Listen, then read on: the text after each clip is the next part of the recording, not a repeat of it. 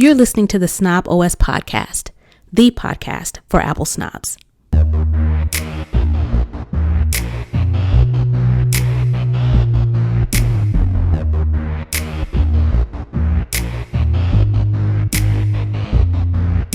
Hey, this is Nica Montford, aka Tech Savvy Diva. Yo, this is Terrance Gaines, aka Brother Tech. And welcome to the Snob OS show, the show for Apple snobs where we talk all things Apple and then some.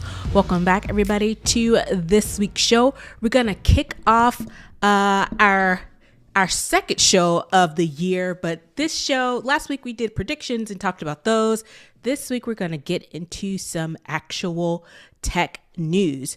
We're going to talk about some big changes coming through at Apple with Apple Card, some big changes there, some big changes with Siri, some big changes with Apple's kind of creative products. We're going to talk about some of that. Also, Anthropic, which is the large language chatbot that I use, they power Claude. They have launched a new product that I think is going to take it's going to be pretty interesting. So we're going to talk about how that can work for the everyman, not just engineers. And for the culture, unfortunately, we have some disturbing news. Well, not disturbing, some unexpected, unflattering news coming out around Ludacris. And that's going to pretty much wrap up the show. So that's kind of an idea of what we have going on this week. Before we hop into the actual show, just a couple quick reminders. You can listen and or watch our show. Also, you can rate and review our show on Apple Podcasts, Spotify, and YouTube. You can also head on over to patreon.com/snoboscast to find out how you can become a patron, and that gives you access to watch the show live and to get exclusive content. So with that, we're going to go ahead and jump into this week's show. We're going to kick it off with the lowdown where we talk all things Apple. First up, we finally have a buyer for the Apple Card. It's been a couple of years of speculation about what direction Apple Card is going to go in, because we know that Goldman Sachs was ready to get out of the Apple Card game. So it was officially announced that JPMorgan Chase is taking over Apple Card. So JPMorgan, they're apparently, I didn't realize it was this much, but Apple Card has a $20 billion card portfolio, and Chase is going to replace Goldman Sachs as the issuer. So this is going to take about 24 months, about 2 years, with Goldman Sachs offloading at a $1 billion discount. And so I guess it's like, hey, we're going to give you a little bit of incentive to take this off of our hands. Also, for those of you who have Apple Cards, both Terrance and I have them, there aren't going to be any immediate changes for cardholders. So I don't really think we'll see much of a change other than we may get new Apple Cards in a couple of years. But I think the overall function of this is to be as seamless as possible and for Apple Card users to continue using Apple Card and not really maybe even noticing the difference, because only the issuer is changing. It's still Apple Card with all the benefits of that. But yeah, this has been, I didn't realize it was going on back in 2019, but we've been talking about it for a long time. Are you surprised that it's JPMorgan Chase that are taking over Apple Card? I thought American Express might be willing to jump on board, but are you surprised that it is JPMorgan Chase? No, they seem like a good fit. They're in the orbit or around the same, we'll call them competitors of Goldman Sachs. So this is probably a good time for JPMorgan Chase to pick it up, because they can learn from all of the missteps and the errors and the things that Goldman Sachs did. And now they can come in and either make it better or just, what's the word? Not mess it up as much. Well, the stories that we've reported on from our show has been Goldman Sachs didn't realize how much of an undertaking this was going to be with credit defaults or people just not paying their bill or customer service or yada, yada, yada. So the fact that JPMorgan Chase can come in and say, oh, so that's the problem with this. All right, let's fix that. Problem with this, let's fix that. So they're probably more of a improvement on Apple's end as far as maintaining that high level of customer service that Apple users are used to, when it seems like Goldman Sachs was not up to the task. As far as anything's going to change on our end, on the physical Apple card, there is a Goldman Sachs on the back. So you probably will have to issue another card that says JP Morgan Chase or doesn't say anything, just in case JP Morgan Chase in 5 years starts tripping. Right. And I think, like you said, Goldman Sachs, when I think of Goldman Sachs, I think more investment. I think more hedge fund. I don't necessarily think credit or consumer credit. I think more of kind of like big companies and industries.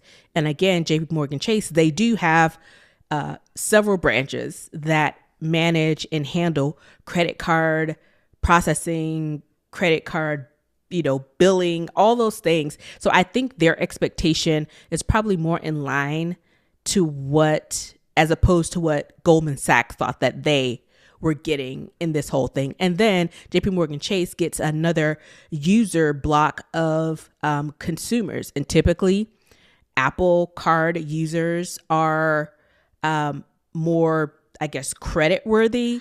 They usually have, higher income or higher credit scores and good credit, overall, because if you mention when Apple Card first came out, it was a bit of hubbub because people were getting denied the Apple Card. They're like, hey, but I make this much and I have this thing and that thing. So I think this is probably a better partnership.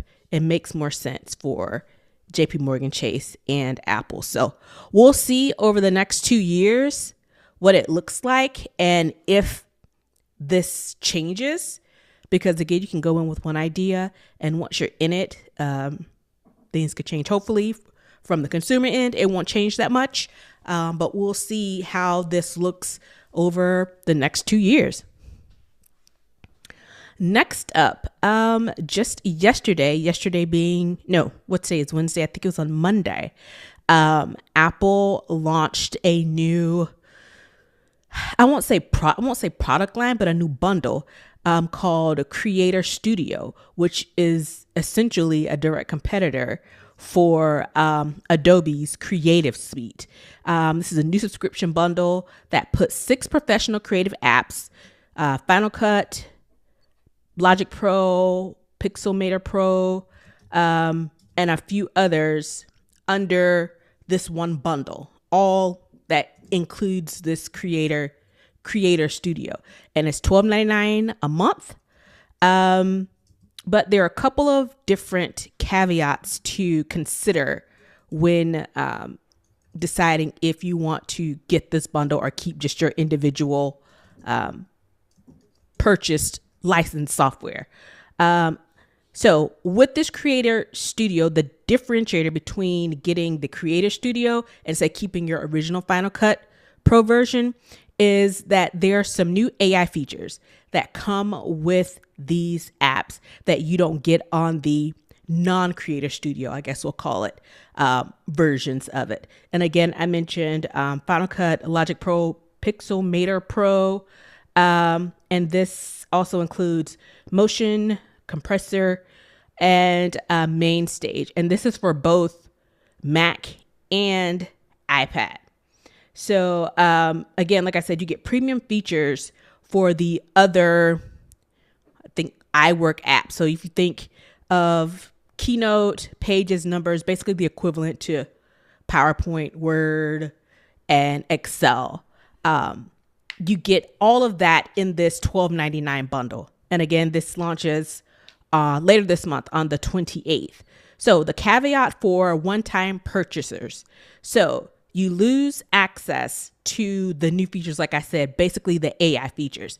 You can still get the app for the one-time purchase, but you won't get the new AI enhanced features and premium content that only comes with Creator Studio. They had to have a way to kind of differentiate. If you just want to say, like, I have Final Cut, Terrance has Final Cut. If we wanted to, there has to be, they had to make a differentiator between getting the original version and getting this creative version. And that is the AI features. I will say that it does have student pricing. For college students, it's $2.99 a month, which is basically $30 a year. And all subscribers get a 1 month free trial, 3 months with a new Mac or iPad purchase, and family sharing lets up to 5 people use one subscription. We talked about this a little bit last week, how we were in subscription overload when it came to streaming. What do you think about this new Creator Studio? Is it, I'm thinking it's more for people who are in the creative arts professionally who may need this type of thing? Or is it something that you think, people who, anybody can, get with this and use it? Well, anybody can get with it and use it. The question is it worth it? Is Apple's AI worth paying into this Apple Creator Studio? For me, the answer is no, because one, I'm not sold on AI to start with, but that's just a personal thing. I fight the power, right? That's me, right? For now. I mean, I use AI a little bit, but it ain't enough for me to justify that being the differentiator and me paying for a subscription when I have Final Cut Pro because I paid the one time $199, $299, however much it was, ages ago. Works just fine for me, right? So that's just me personally. Answer your question, maybe some other people are interested in an alternative to Adobe because with Adobe, you can't buy the product separately. I don't know in this story if once Apple launches the Creator Studio, will you still be able to go in and buy them separately, or is grandfathered like me, if you got it before it officially launches, this is the only way to get it going forward. With Adobe, this is the only way to get it going forward. You can't buy separate products. You got to subscribe to the cloud. The only difference that makes Creator Studio from Apple a little bit better, if this is true, is that I can still buy the product separately. Mm-hmm. If I can do that, then Apple kind of best of both worlds. When people who are using Adobe, you're kind of stuck. Right. And I think the answer is yes. I'm trying to scan through the article to see if I can get a definitive answer. But I know that these applications will still be available outside of Creator Studio. The benefit of being in Creator Studio is that you get the AI tools that go along with them that supposedly makes these tools better. Trust Apple's AI if you want to. I mean, and that's the funny part of it. We'll talk a little bit more about Apple AI a little bit later, but that's the funny thing. All of the hubbub that they've been around their AI issues, the fact that they've tied this so specifically to Apple AI. Well, I'm being tongue in cheek, right? But again, with Apple's success rate as it relates to AI, we don't know if it's the same AI in Creator Studio that's in Apple Intelligence on your phone, on your tablet, on your Mac, right? But I'm just being facetious. But at the same time, it's like for real. Apple's going to have to show people how dope this AI is in the Creator Studio before anybody buys in because of their track record. So they got an uphill battle to climb on top of subscription fatigue, right? Yeah. Well, I think it helps that they're giving a 1 month free trial so that people can kind of go in and see if this is something they want.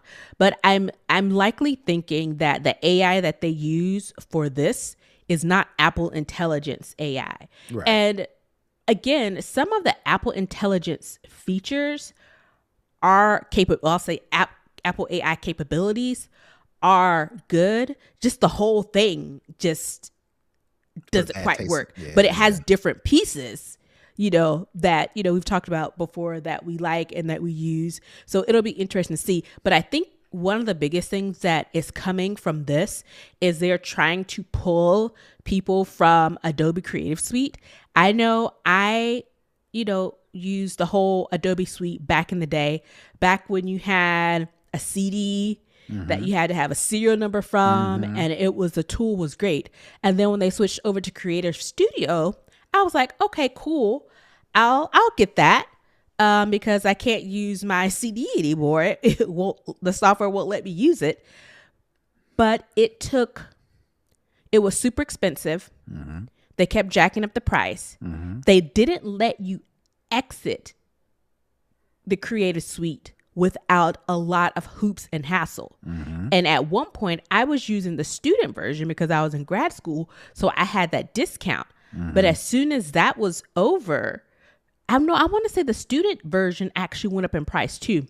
But the other thing was to kind of keep you from getting rid of it. They made it super difficult to uninstall the program on your machines. It took, I promise you no lie, it took me months to finally get it off my machine. And even when I was going through registries, deleting stuff, because just installing the software, it still kept the Creative Studio, I think they call it Creative Cloud. They still kept the Creative Cloud app on your dashboard, on your toolbar at the top. You couldn't get rid of that. Even when you went in and uninstalled all of the apps individually, you could not get rid of it. It would always load up. It would boot up first. When you first sign on your machine, you connect. It took me months to finally get rid of that thing from even just my toolbar after I'd uninstalled all the stuff. So people were not happy and have not been happy with Adobe Creative Suite for the longest.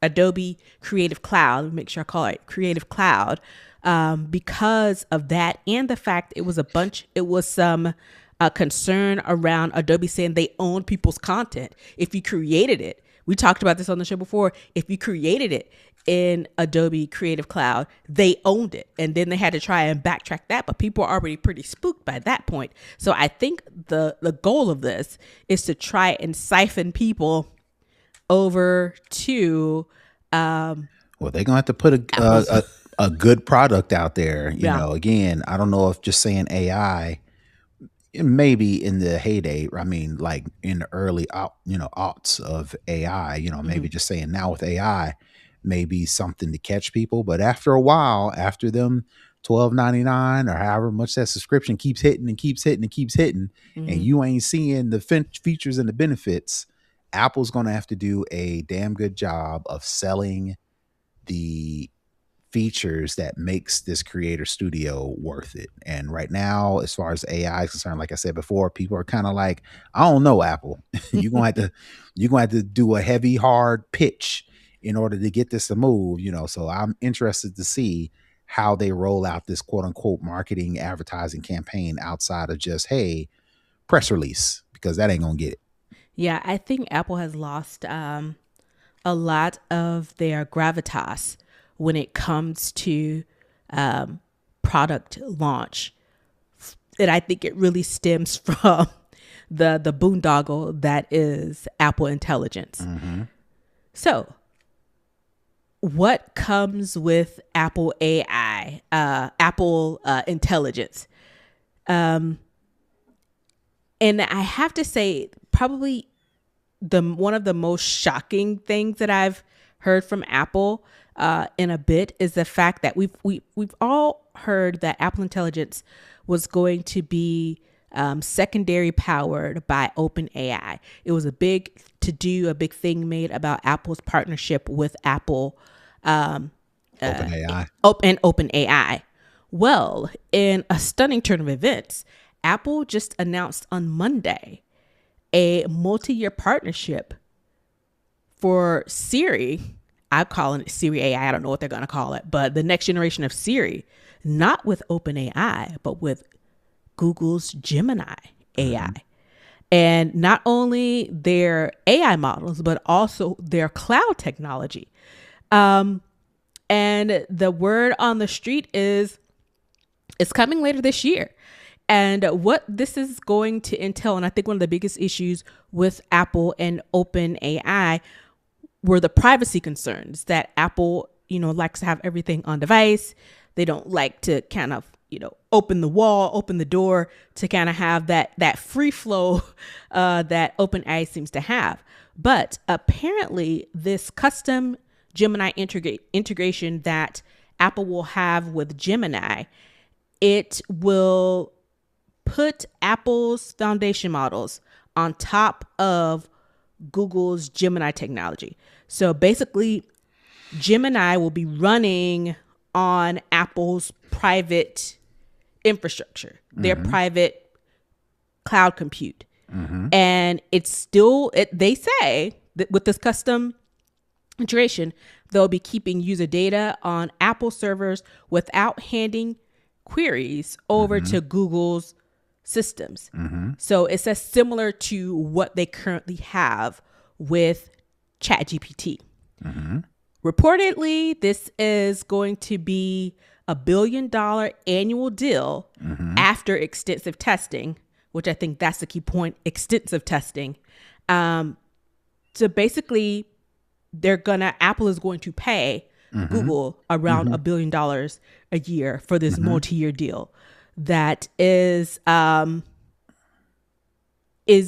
appears to be fairly exclusive, but it's one of those things where Apple has chosen Google Gemini over OpenAI, and they've worked with OpenAI. Apple Intelligence is 2 going on 3 years old, and in that time, OpenAI has kind of been the backup to Apple's internal systems, where if you search for something, hey, you want to ask, ChatGPT this question? If so, click here, follow all of this. So I'm wondering, over the last 2 to 3 years, what Apple saw with OpenAI that said, yeah, this isn't really what we're going for. We're going to take this strong pivot and go over with Gemini. Because again, Apple said that they would be working with multiple partners, but I think this is different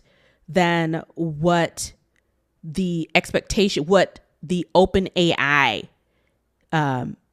collaboration or partnership was. This seems to be something completely different if I'm understanding what the expectation is. Do you think that they saw something with OpenAI that was like, nah, let's back away from this? Or was Google's Gemini just that good for them to say, let's take this pivot and go over here? Well, we don't know. We don't know if Apple is paying OpenAI at all to have ChatGPT on their devices as a external resource, right? Because basically from what I can tell, my little usage of ChatGPT on my device, it's like an external resource. If I ask my phone a question and internally it can't do it, I either have to approve the device reaching out to ChatGPT, or you can go into the settings and automatically set it to where if the phone recognizes it can't complete this task or answer this question, it'll automatically say working with ChatGPT at the top, and then it'll give you whatever you are looking for. That is the extent of the relationship as far as end users can see.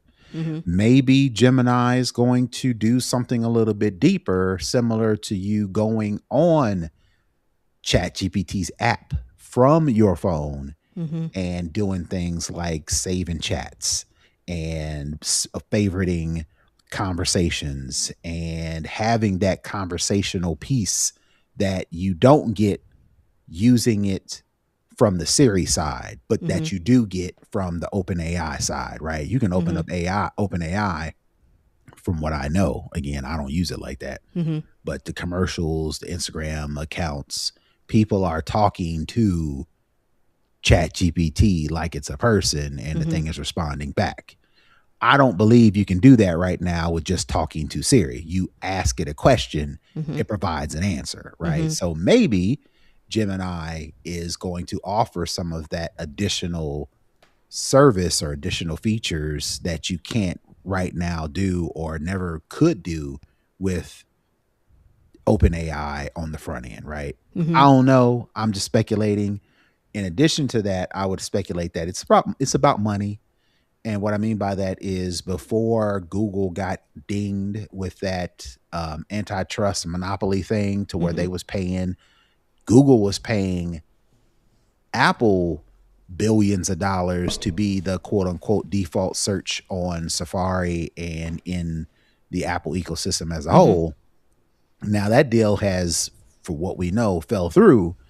Maybe Gemini's like, oh, well, I mean, Alphabet is like, oh, well, we was paying y'all billions of dollars to be on search. Now y'all need to scratch my back now. Now Apple has to quote unquote return the favor. So maybe they had no choice but to Hmm. go with Google's Gemini as far as AI because, now it's time to reciprocate, right? Yeah. And Apple bringing in a whole new partner may have ruffled the feathers and, maybe forced Google to, pull away from whatever remaining partnership that they had with search. And Apple's like, Mm-hmm. no, we don't want to do that though.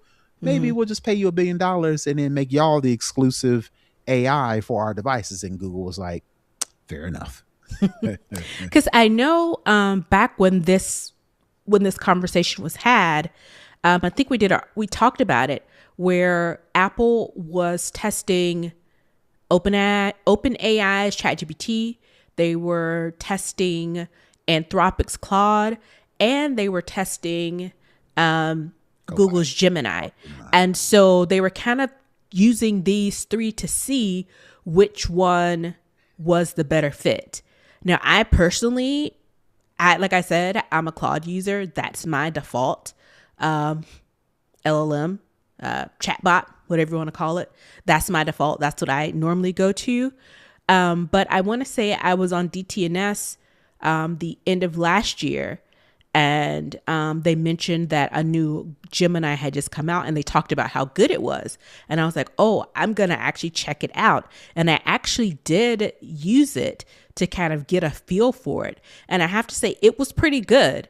I still like my Claude better, but it was actually pretty good. And I think the existing relationship that Apple and Google have, even though it's kind of like a frenemy type of vibe going on, because they are competitors on some things. I think when it talks about in the article that they are using Apple's foundation models on top of Google's Gemini technology, what I think when I hear this isn't just going to be some outsourced version of that Siri will use to do search or do any of the assistant features that they're trying to do. It doesn't seem like it's just going to be like, oh, she can't do it on the phone, or Apple's technology can't do it on the phone. We're going to outsource it to Google. It sounds like to me this is going to be kind of like a lock in step entwined to an extent type of collaboration where even though you're using Apple's foundational models for any type of query or request that you have, there is going to be an underlie of Gemini's technology that may not necessarily be something that just takes you to something else. I think it's going to be all integrated. And the fact that they talk about it being an integration, that kind of leads me to that, especially since it's still going to be running on Apple's infrastructure. So it'll be interesting to see how they make this partnership work, and two, what type of next generation capabilities that Siri will be able to do. I think that is, to me, that's kind of like the biggest question mark is, you're saying next gen Siri.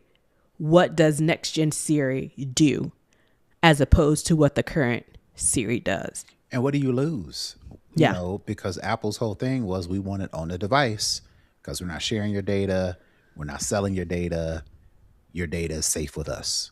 What does Apple and end users lose by going with this new Gemini? Do we lose some privacy? Do we Mm-hmm. lose some data protection? Do we lose, Google is big on we need your data so we can sell it to marketers. You know, do we lose some security for that?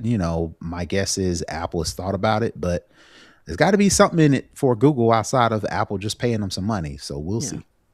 And the other thing is, how powerful is this thing going to be? Is this next Apple Silicon chip that goes into iPhone? Is that going to be a different price point? Are they going to have to say, hey, you want all this extra power, you want all these extra features, we got to do a new chip that, the supersized chip that can handle this type of load that, Siri will be using. So was that going to be another price jump on iPhone to be able to manage that as well? So there are a couple of outstanding things. And for them to say that this is going to come later this year, again, it's probably going to be announced at WWDC, and we'll probably see it in iOS 27 in September. So we don't have long before we'll start to see, what this looks like for the consumer. And that's going to wrap it up for the lowdown. We're going to head over to Second String, where we talk all other tech. Speaking of AI, it seems like these days AI is on the tongue of every article or everything that is newsworthy these days. But nonetheless, here we are. So I just mentioned Anthropic. I use Claude, their chat bot service. I also use Claude Code, which is their quote unquote vibe coding tool. And now they have launched something called Claude Cowork. And basically it's a version of Claude Code for what they're calling regular people. So basically non-developers, non-software engineers, people who want to be able to leverage want to be able to leverage the power, the AI agents, the tools that Anthropic uses for uses through Claude, whether it be for if you use a chat service or if you use Claude Code. But now this is going to be a tool that is not for developing, is not for prompting. This is to what they're calling Cowork. So it basically allows users, everyday non-technical users, to be able to automate tasks on their machine. So file management, those type of things. So Cowork can read, edit, create files in specific folders. It's if you say you have a documents folder, say you have a folder, let's go with resumes, and you say, hey, organize these resumes in my resume folder in ascending order of last updated or by year that it was created, those types of things. You'll be able to use this Cowork for that. And also mentions some use cases, organizing downloads, converting receipt screenshots into spreadsheets, navigating websites via Chrome plugin, while also being able to access third-party apps through Anthropic's connector framework. So you just mentioned I'm not sold on AI, not really, into it like that. Is this a use case, or is this a version of AI that you could see yourself using, or going in the direction that you would expect AI to be going? Nope. Let me tell you why.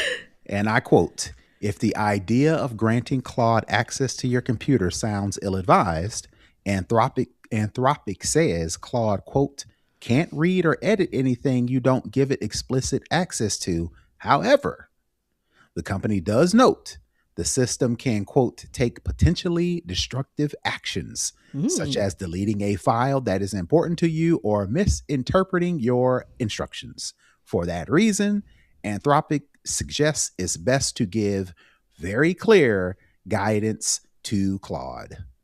and I'm out. And for those And reasons, I'm out.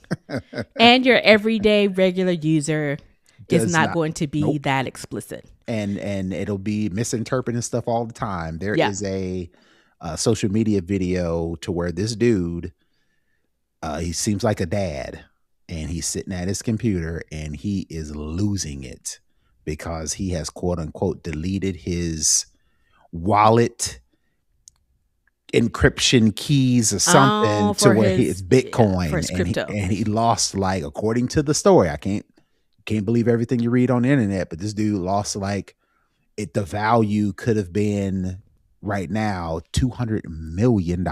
Jesus Christ, I'd be sick. Oh God, I'd be so sick. So imagine you working on this big project, whether it be or small business, and you using Claude and you prompting the way to organize all your files, and you look up and something is deleted, something important. This goes back to know how to do it yourself before you get AI to do it all for you. This is a prime example of you, not you specifically, but people jumping on the AI bandwagon, clickety clacking, and then something happens and not knowing what they're clicking and clacking. Right. You just assume AI is going to do it, and you just trust it's going to do it. You can't trust nobody but yourself. So that's one of the reasons why I push back, or I'm reluctant to join in all in, because it's like all it takes is that one time and you're done.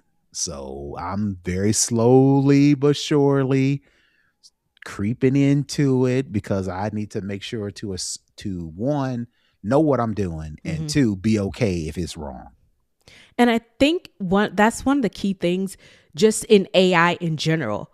People are so quick to try and just jump on the bandwagon and press the gas, put the gas pedal to the floor, and, Especially I'm using this involved. thing, I'm doing that. And then when you ease up off the gas because you're taking a bad turn, by then it's like you in it. And how are you going to get yourself out of it? And people really rushing in and not fully understanding what you're doing.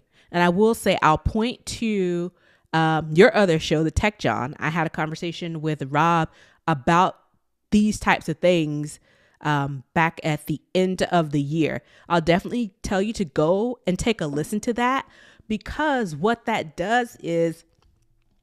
conversation does, it gives you, I think, a better view of AI and all the different parts of AI. People have this huge umbrella of what they think AI is, but AI is smaller bite-sized chunks of things that I'll call them lanes, swim lanes, so that all of this kind of flows into. And until you're informed on what you're doing and what this all means, it's not really, you're doing yourself a disservice, because you're not really understanding what you're getting into. You're just kind of jumping into it because everybody's talking about it. It's the latest thing. You want to be involved. You want to be in the conversation, but not recognizing that this has real consequences for you as a person, for your business, for your work, for your everyday life. So you need to kind of understand what you're getting yourself into. And I will say this one closing thing as it relates to Cowork. I'm a little bit surprised that right now it's only available to Claude Max subscribers, and Claude Max subscribers pay $200 a month for Claude. Now, I'm on the lower tier. I pay the $20 a month version, and for what I need it to do, I don't need to do any more than that. But for them to say that they are launching this for regular people, regular users, I don't know many quote unquote regular users that are paying $200 a month for Claude. So it really makes me think, who was the actual focus for this? Or once this is released, because they're saying, again, you have to be a Claude Max subscriber, again, $200 a month. And it's only for Mac 8. It's only for Mac. products. It's only a Mac OS app right now. And if you're not a Mac subscriber, you'll have to join a wait list.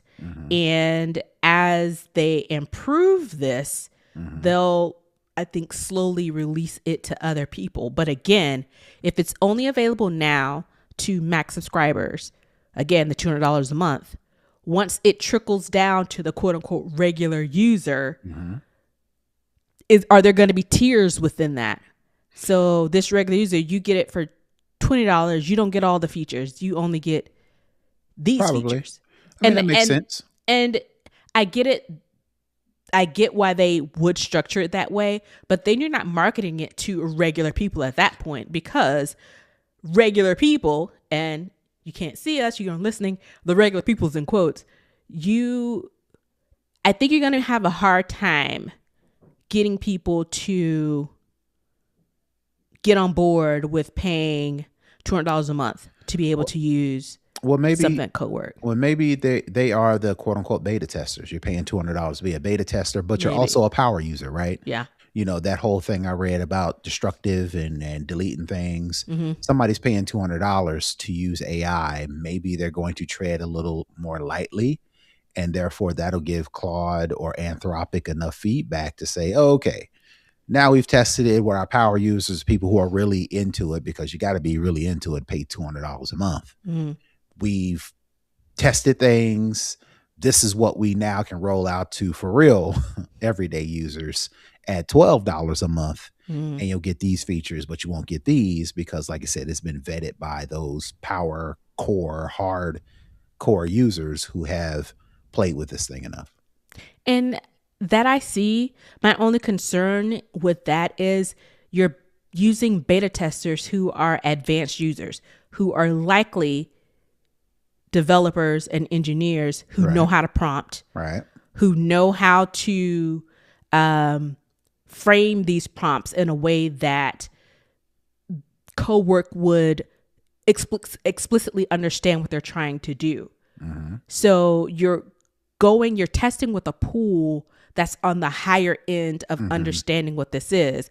How is that testing going to translate to someone who is going to be on the $12.99 tier, who is truly a quote regular user and may not have the finesse or the acumen to be able to navigate this with the same type of efficiency that a power user would use? So that would be my only kind of big question mark there, is the testers that you're using for this are pretty attuned people as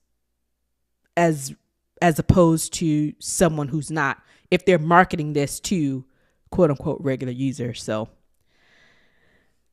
again, know what you're getting yourself into, and I don't even think that's fine print what you talked about with the destructive actions. Just read the instructions with what you're signing up for. And we know people don't typically like to do that, especially when it comes to AI, because a lot of times they just think of AI as Gen AI and chatbots and creating images and creating videos and not necessarily understanding the full gamut of what goes into it. But that's what people on Facebook use it for. Yeah. Oh gosh. The videos, the pictures, and people not being able to distinguish between the two. I'm like, oh God, help us. All right. That's going to wrap it up for Second String. Let's head on into For the Culture, where we talk about what's going on around us. Now, I have this one thing to talk about, but another thing popped up in my mind that I think I want to talk about too. So if we can get 2 for 1 in. Ludacris, the rapper, the Atlanta-based rapper turned actor. He is an Atlanta hero, an Atlanta icon. As you may know, or as you may not know, I don't think I'm Black. I don't think a lot of Black people in general are too aware of this, but this is the 250th year of the United States independence from England. So 250 years is apparently a big thing. America celebrating 250 years birthday. I think there's some things going up in DC on the monuments that have 250. It looks really tacky and garish, but what can you expect? And so there's been a lot of conversation around America's big birthday. Well, one of the things that they're doing for America's big birthday is having a concert series. And it's basically going to be like a small town. They're going to small towns across the country to do this concert, right? So it's called Rock the Country, 8 shows, 8 small towns. It's called A Festival for the People, celebrating 250 years of freedom. So I'm going to read you the first line of who the headliners are.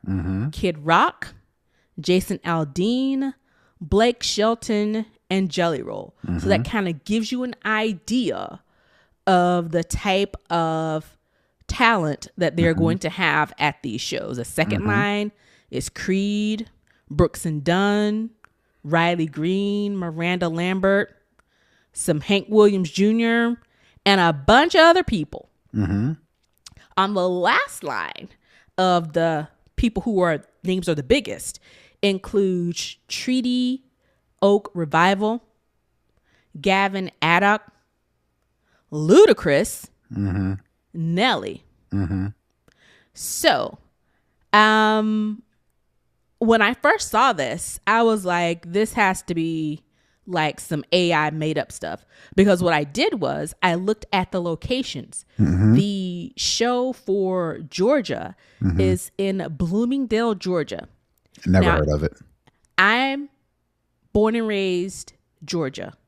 Generations of my family on both sides, on my mom's dad and my dad's side, are from Georgia.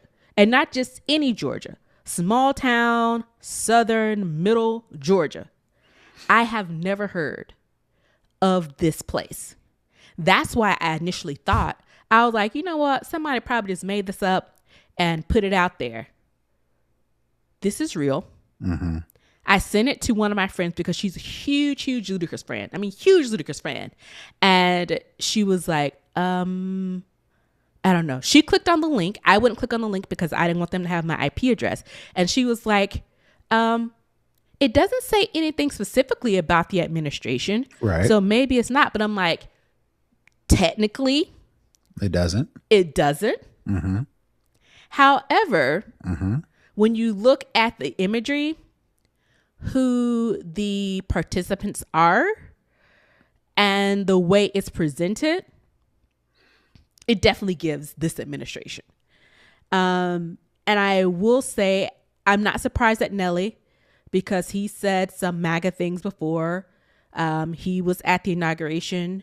Snoop, not surprised. I don't think he's on this list, but he performed at the inauguration as well. I guess I should not be surprised, but I am to see Ludacris on this list. I have to say, but I know money's tight for everybody, I guess, and some people will do whatever show for a buck, regardless of whoever the person is. But I just have to say that, you know, knowing Chris Lova back from when he was on the radio, when he first came out, I mean, he was our, you know, young adulthood, you know, teenage, you know, person whose music we listen to. And to see him on this list is a little bit surprising. It's one thing with Nelly and Snoop, and I think Rick Ross and a couple of other black male rap artists performed at the inauguration. Is one thing for them to do it at the beginning, even though that was bad. Don't get me wrong.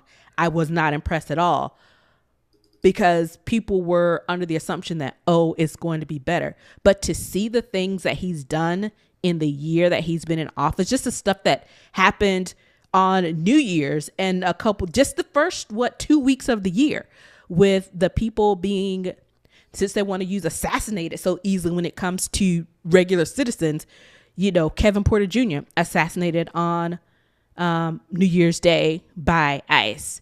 Renee Good shot in the face, assassinated by ICE. Just to see, especially Black people align with this when he's been so obviously just horrible. And I guess I shouldn't be surprised. I guess I shouldn't be this disheartened, but I am.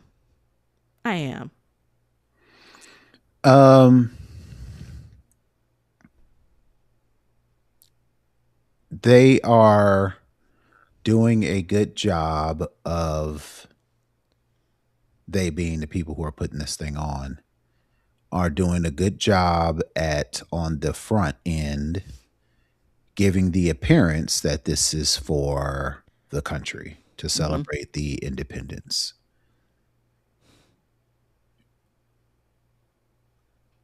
We're probably correct, or we're probably on to something by saying this is a quote unquote MAGA movement.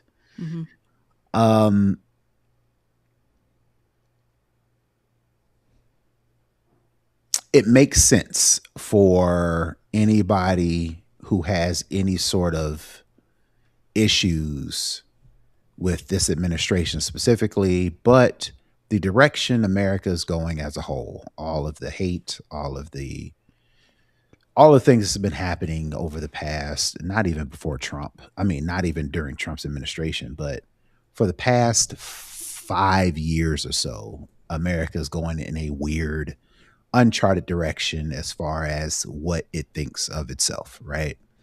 This concert, this event seems to carry that torch. So it would make sense for Ludacris, for these other artists who are on this thing, to stay away from it if they feel like America's going in a strange direction. Most people kind of, that's the, where's America? Who is America? Where's it going to, right?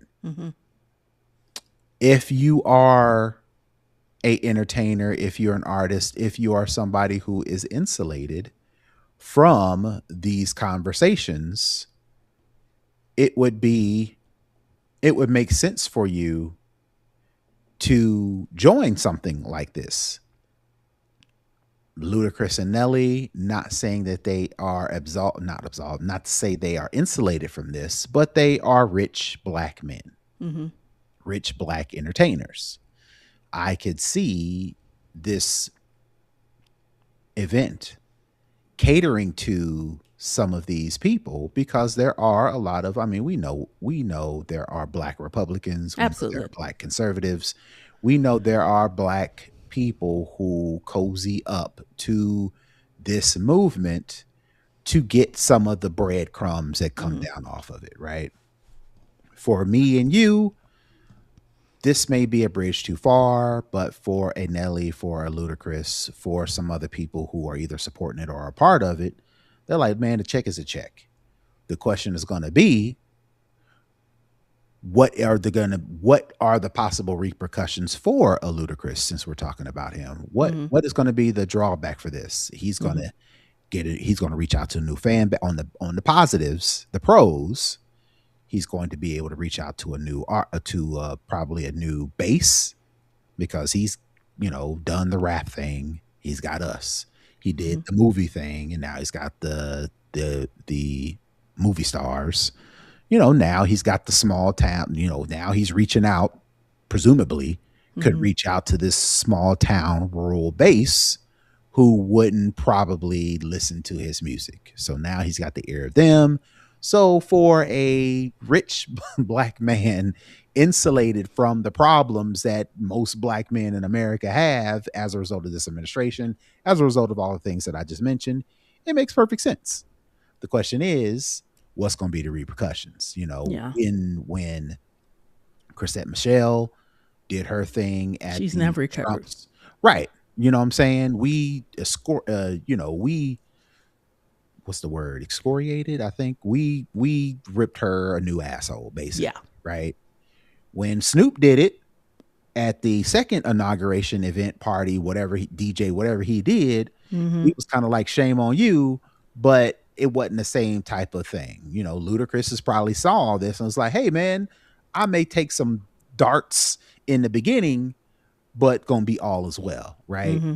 I don't believe we have put enough pressure on some of these artists to be like, yo, if you rock with that, we don't rock with you, right? I don't think the quote unquote repercussions are enough, and that's on Mm-hmm. us. You know what I'm saying? Now we'll see how this rolls. I mean, in this article, you see all the people tweeting and you see all the people talking, you see all the Mm-hmm. people shaming and judging. But is that going to move the needle to where Ludacris be like, nah, let me back out? Mm-hmm. Or if he does go through with it and he gets hammered like previous people, Mm-hmm. will that be a warning to other artists who may consider this when they are brought, when the companies come to them and say, hey, you want to do this thing, right? Time will tell. I can see why Ludacris is doing it, but we got to make it so that if he does it, there's a price to pay. And Yeah. are we willing to do that? Yeah. I don't know, man. It just, to me, it's just a bad look. Especially, I will say that, and I especially throw in this caveat. I won't say caveat, but additional thing. His wife is from Gabon, which is a country in Africa. And just today, Marco Rubio, the Secretary of State, just said that there are 75 countries that will have all of their visa applications indefinitely suspended. Most of those countries were in Africa, the Caribbean, and some of the Asian and Arab nations. And I will say, I looked at the list and the country that his wife is from is not on there. I don't know if it's because it's too small or it doesn't have a large footprint like some of the other African countries do. But it's just the mere fact that this country is indefinitely, I think it starts next week, suspending without any type of justification or cause all visas from people coming into this country from those 75 countries. And a lot of those countries are in Africa, where not only is his wife from, but I think he has dual citizenship with that country as well as all of his children. So it's one of those things where, do you know what you're really signing up for? You have to, because they're insulated. He and his wife and his people are insulated from this thing from Marco Rubio. That goes back to my original point. If the punishment ain't severe enough, people will do it, especially when there's a monetary gain.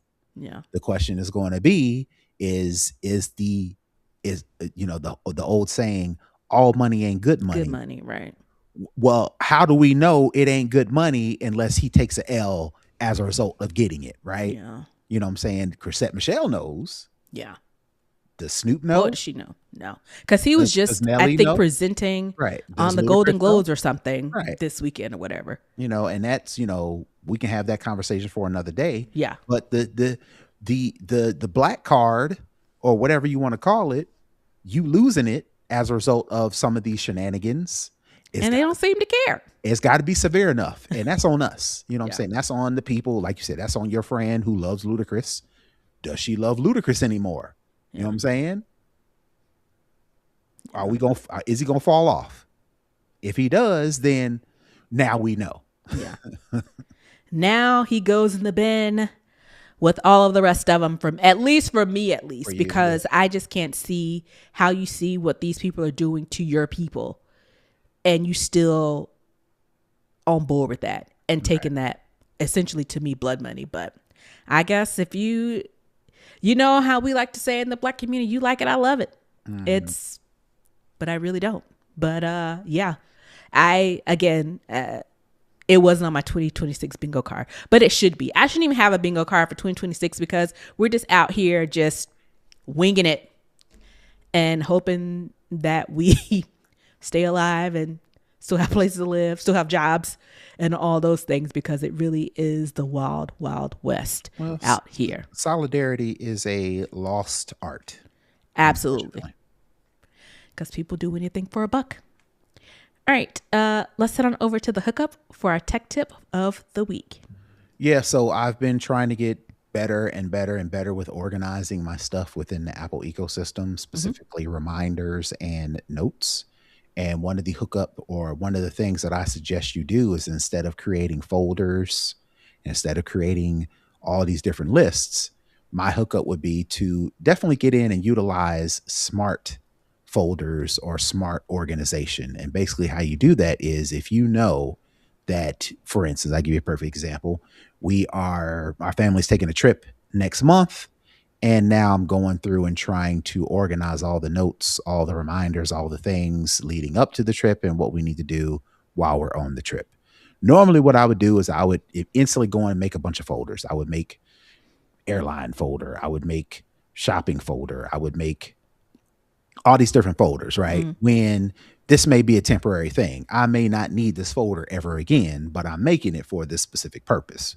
A smart list or a smart folder would be the thing that you would use to where you want to group reminders, you want to group notes, you want to group things together, maybe even like in Finder, right? I'm trying to think of all the things that I use. I use reminders and notes, but if you're a heavy Finder user, you can create these smart folders to where you can give it a tag, or you can give it, for example, you can say, put all of these notes together that have this tag, right? So I can create a travel tag.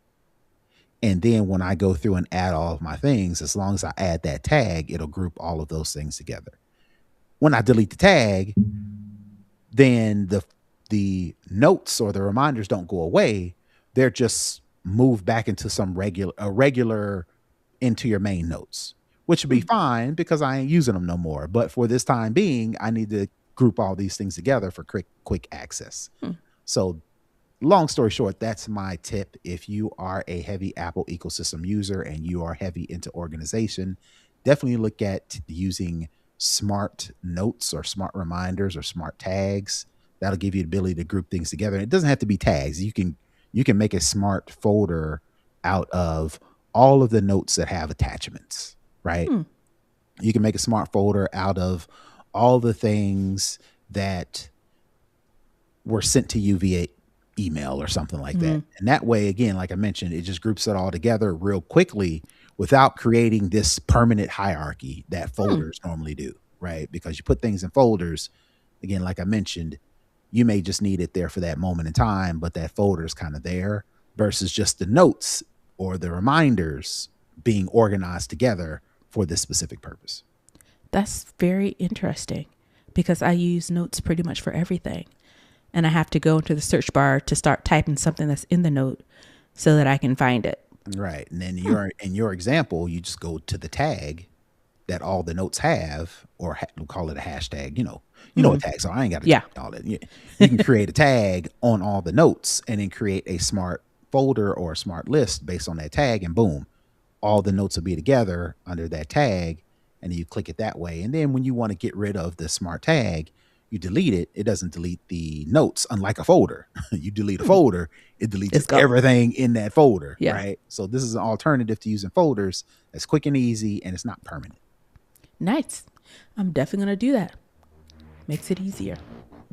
All right, that's going to wrap up the show for this week. Brother Tech, where can the people find you? Yeah, you can find me all over the internet at Brother Tech. That's BrothaTech. And you can find me at Tech Savvy Diva everywhere. You can also find our show at SnobOS Cast, all on the social media outlets as well. To connect, to comment, to share our show, to support our show, head on over to snoboscast.com to get all the details. And with that, we'll see you next week. Peace. Bye, everybody.